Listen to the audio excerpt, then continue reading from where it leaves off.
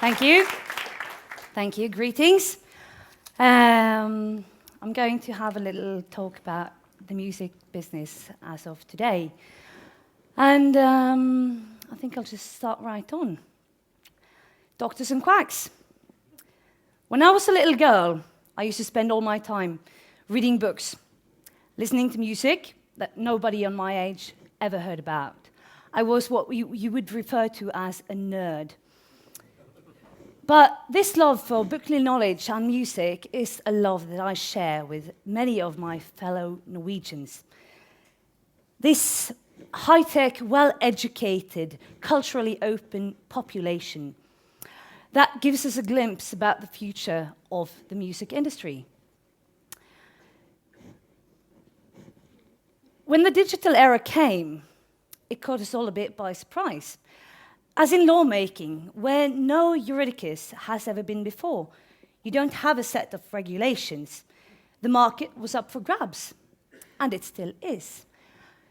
The music industry has gone through huge changes the past 30 years, and there can be no doubt about one thing: music will survive. But it might not prosper in the financial way that many of the major players wants it to. And it shouldn't, because concentration of money and power in a duopoly between Universal and Sony will not benefit music as a whole. Definitely not. The value of music, it is in decline. No doubt about it. We see it actually in every aspect. Fuck art. Let's make some money. But you can't, can you? Because music, it is an act of magic. You can't control it. It is art, in every way. It's the movement of the soul, and it is a piece of the heart. Now, doctors and quacks. The doctors, to administer magic, you need a certain kind of person to guide you. And in the end, it all comes down to this. You need someone with business experience, love for music, and a great deal of patience. To discover talent and extract it, you'll need someone to walk beside you all the way, to open up your full potential of being a true magician.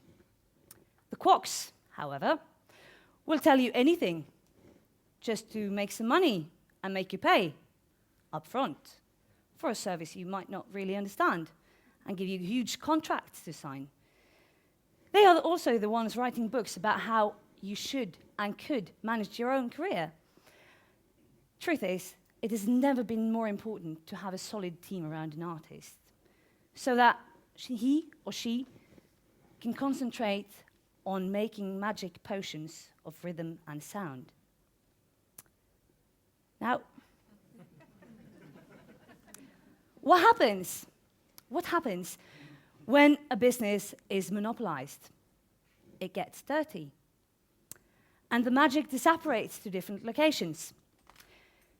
Cod used to be, and in some ways are, one of the main industries of coastal Norway. Then all of the boats, all of the fisheries were bought up by big companies. Now we don't have the sort of fishing communities that we used to.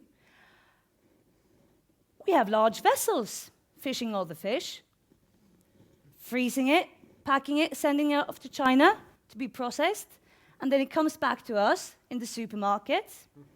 Not really nice, is it? All we are stuck with now are vulnerable coastal communities, low quality fish, and a cultural heritage in bits and pieces. And this might very well be the destiny of the music business. So what should we do? In order to survive, well, some will die, and others will prosper.